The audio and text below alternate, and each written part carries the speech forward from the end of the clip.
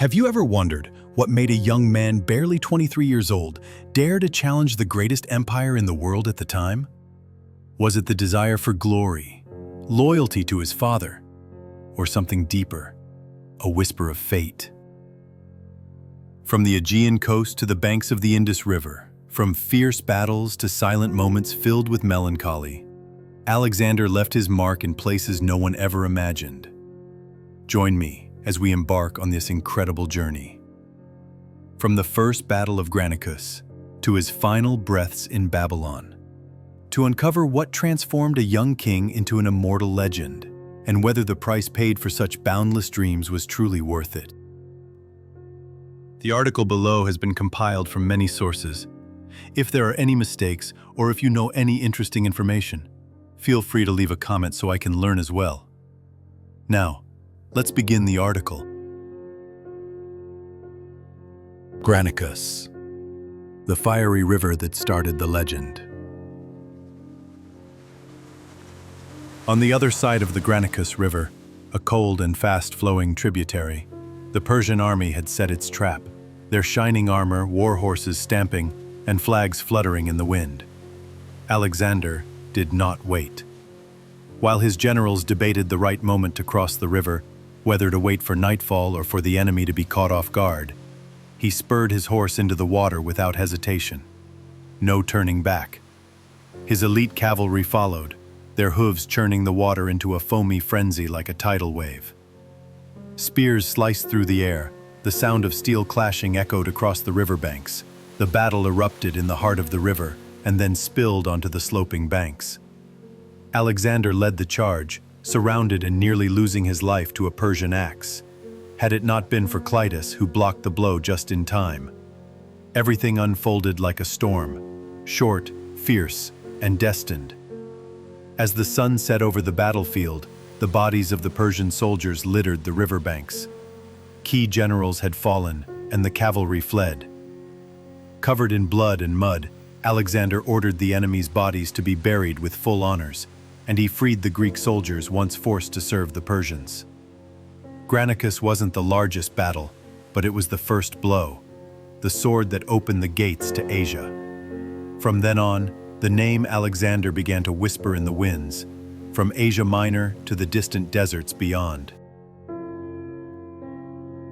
The gates open. Alexander's march through Asia Minor. After Granicus, the gates to Asia Minor seemed to no longer be locked.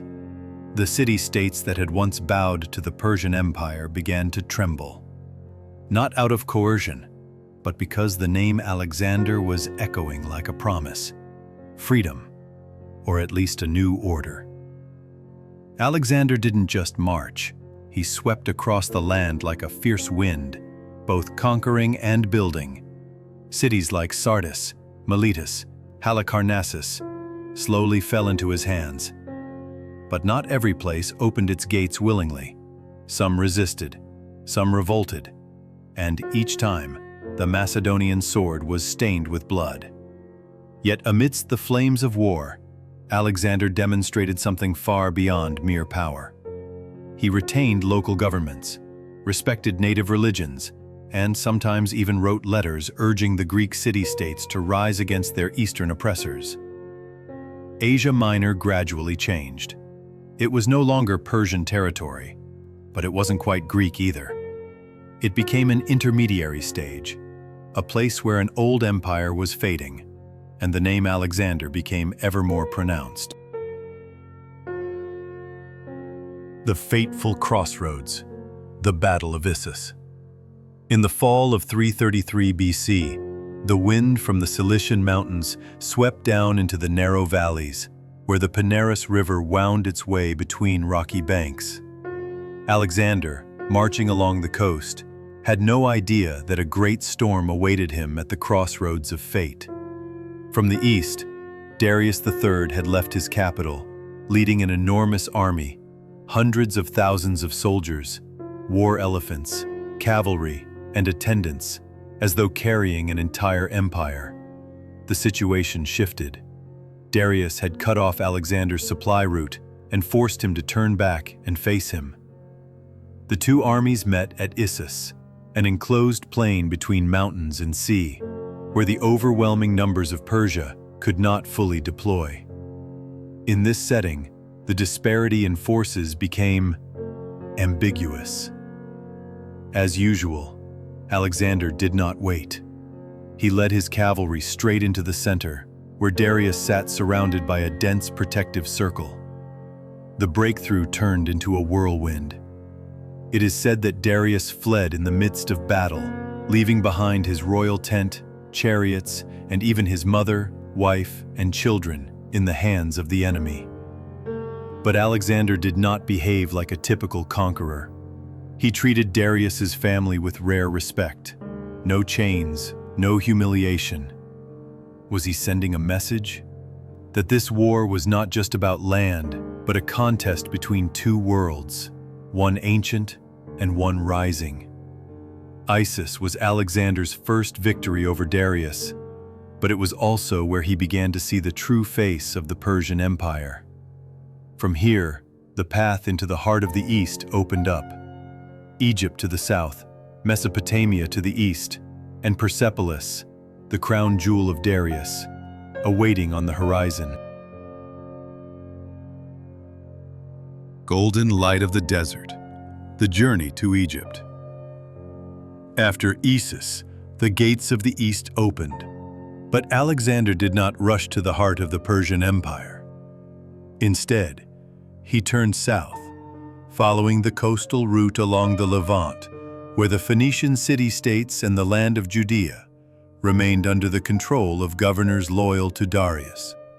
Perhaps Alexander understood that a war machine could not operate if the ports behind him remained defiant. His journey to Egypt, therefore, was not just a military campaign, but a cautious step from a strategist with keen intuition. At Tyre, the proud island city of the Phoenicians, Alexander faced a challenge unlike any battlefield. The city refused to open its gates, forcing him to lay siege for months. It is said that he had a causeway built, connecting the island to the mainland, step by step, inch by inch, fought with blood and stone. When Tyre fell, it was not just a military victory, but a firm message sent to the entire eastern Mediterranean. From then on, other cities submitted in turn. Only Gaza resisted, and it too met the same fate. As the army marched through the Sinai Desert toward the Nile Delta, the Egyptian people, who despised Persian rule, did not resist. They opened their gates to the young commander as if welcoming a savior. Alexander, seemingly aware of the power of symbolism, did not act as an invader. He made offerings at the Egyptian temples, took the title son of the god Amun, and founded the city of Alexandria, a place he envisioned as a bridge between East and West. But soon after, he left behind the green river, the fertile fields, and the 1,000-year-old pyramids, turning his gaze eastward, where Darius was rallying his scattered forces in preparation for one final battle. Gaugamela, the battlefield that decided the fate of two empires. The ground shook beneath the hooves. On the plains of Gaugamela, near Arbela, two worlds stood face to face. Darius III led a massive army unlike any before. War elephants adorned with blades on their tusks, thousands of Persian cavalry gleaming in golden armor, and tens of thousands of soldiers from across the east. Behind him stood an entire empire. Alexander, as usual, commanded a much smaller force. But this army had already crossed the Granicus River and crushed the combined forces at Issus. They did not fight for numbers, they fought for unity, discipline, and a commander who had never flinched in the face of danger. Before the battle, Alexander did not sleep. He surveyed the battlefield, mapping out every mound of earth, every opening. Darius chose a flat terrain to maximize the use of cavalry. Alexander decided to reposition his army, moving in a curved formation to force the enemy into a dispersed line. As dawn broke over the plains, Alexander commanded the advance. The phalanx moved forward like a massive block of steel, while the Macedonian cavalry swung around the right, luring the Persian cavalry into an attack. Darius fell into the trap. The moment the enemy lines began to fracture, Alexander charged straight into the center, heading straight for the king's command chariot. Darius fled, again. Behind him, his army crumbled. The dust of the battlefield veiled the setting sun, but the echoes of hooves and the shouts of "Alexander!" still filled the air. Gaugamela was not just a victory, it was like a blade severing the lifeblood of the Persian Empire. The gates of Babylon, Susa, and Persepolis were about to open, but Alexander did not stop, for it seemed that behind every victory, a new peak awaited him. The decline of a dynasty. Alexander enters the heart of the Persian Empire. After Gaugamela, as Darius retreated eastward, Alexander led his army south, toward the heart of the Persian Empire. Babylon opened its gates without a fight. The people welcomed him as a successor rather than an invader. In Susa, the enormous treasure of the Achaemenid dynasty was handed over without bloodshed. But Alexander did not come for gold. He sought something deeper, the symbol of power, Persepolis. The journey through the Zagros Mountains led to the colossal stone city nestled between peaks, Persepolis, the sacred citadel of Persian emperors. Once again, the gates opened. There was no resistance, no swords drawn. Alexander entered as if he had always belonged there. Then, one night, flames erupted. The Persepolis palace blazed red against the horizon. Some say Alexander was drunk. Others claim it was revenge for what Persia had done to Athens. But perhaps it was simply a ritual marking the end of an era that had just faded away. The Unyielding Land. When Alexander entered Central Asia. The Persian Empire had crumbled, but the highlands to the east still held the flame of resistance. When Alexander departed Persepolis, he no longer marched as a conqueror, but ventured into a wild and uncertain land. In Bactria and Sogdiana, instead of facing regular armies, he encountered scattered rebel groups, adept in the terrain, lurking behind every mountain. The most prominent leader was Spitamenes, who turned every ravine into an ambush. Major battles gave way to sporadic, grueling pursuits. The Macedonian army had to split up, threading through deserts and treacherous mountains. During this campaign, Alexander founded Alexandria Skate, an outpost of Greek civilization in the heart of Asia. It was here that he met Roxana, the daughter of a local chieftain. Their marriage held significant political weight, but also fueled many rumors. Macedonian generals began to whisper. Alexander was changing, drifting from his roots. Central Asia was not easily subdued, and amid the dust and resistance, it seemed Alexander was beginning to lose something deep within himself. Before the sun sets, Alexander crosses the Indus River. At the foot of the Hindu Kush, where mountains cast their shadows over rivers that gleam like silver threads, Alexander halted. Ahead lay India, a land that Greek poets dared only speak of in awe. A place of war elephants, ancient kingdoms, and kings considered incarnations of gods. With a different breath, Alexander crossed the Indus River, not just with his spear, but with intense curiosity. He didn't come merely to fight battles, but to understand a world that had long been an enigma in the minds of conquerors. The initial skirmishes weren't major. Small kingdoms either surrendered or were subdued. But soon, Alexander faced his most formidable opponent in the east, King Porus, who ruled the land by the Hyphasis River. Porus did not retreat. He did not send envoys. Instead, he set up camp in the midst of a thunderous monsoon. waiting for Alexander beneath the storm. His Indian army was described as stepping out of legend.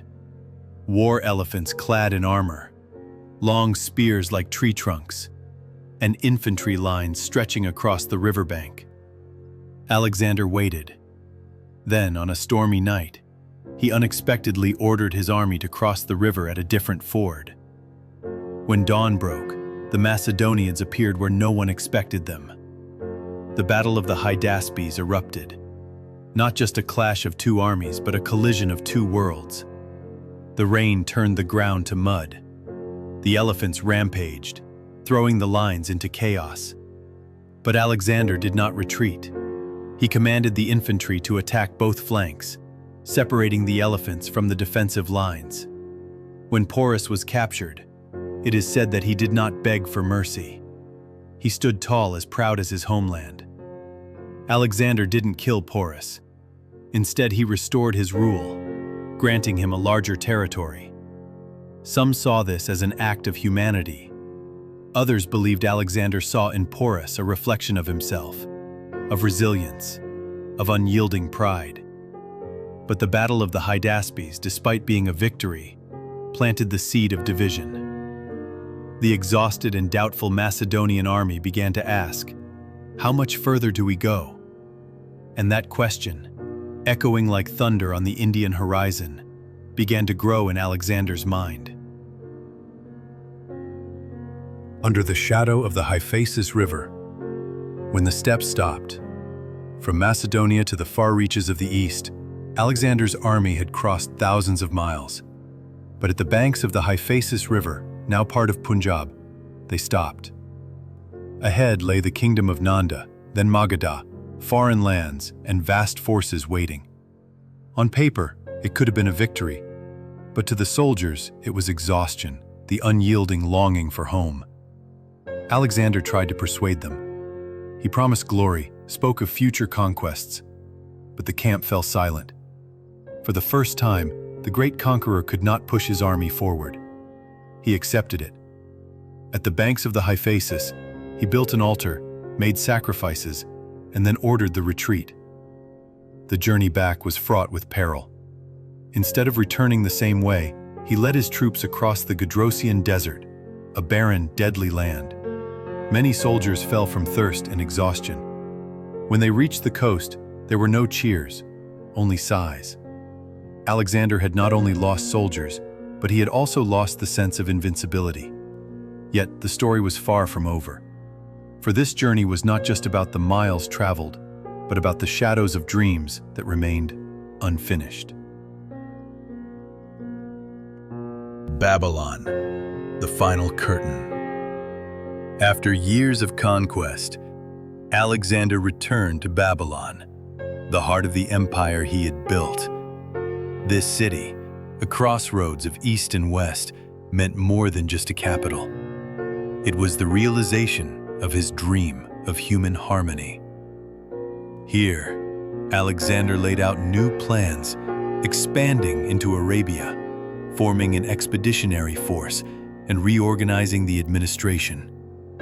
Yet, perhaps another enemy had arrived, silent, nameless, and one that could not be struck down with a sword. In the summer of 323 BCE, amidst celebrations and aspirations, Alexander fell ill. The fever persisted, and rumors spread. Was it a conspiracy, poisoning, or simply fate? He could not speak, could not give a definite answer. When asked who would succeed him, Alexander, according to some accounts, whispered, "The one most worthy." A statement that left more space than it did clarity. He passed away without a single battle. But his death sparked the chaotic century that followed. And in Babylon, Alexander's body remained, like a final whisper, that time, perhaps, was the enemy no one could truly overcome. Legacy. Fragments of a grand dream. After Alexander's death, the vast empire he had built was like a fragile thread stretched between countless ambitions. No clear successor was named, no roadmap for the future left behind, only generals, unfulfilled ambitions, and a legacy too grand for anyone to fully preserve. The fruits of his conquests were divided among his closest generals. From Ptolemy in Egypt to Seleucus in the east, the lands once united under one banner became battlefields for endless struggles, a period later known as the Wars of the Diadochi. So, what was Alexander's legacy? Were it the cities bearing his name scattered across Asia? Was it the dream of uniting East and West through culture, marriage, and tolerance? Or merely the echo of an ambition that surpassed the limits of one man? Perhaps, the greatest legacy he left wasn't in the map, but in the idea that no matter how vast the world may be, it can still be connected by will, conquest, and vision. And although his empire crumbled, his name lives on in the memory of mankind, like a storm endlessly reverberating from a distant horizon. Thank you all for following and listening. If you enjoyed and found it interesting, please leave a like, subscribe to the channel, and hit the notification bell to stay tuned for our upcoming videos.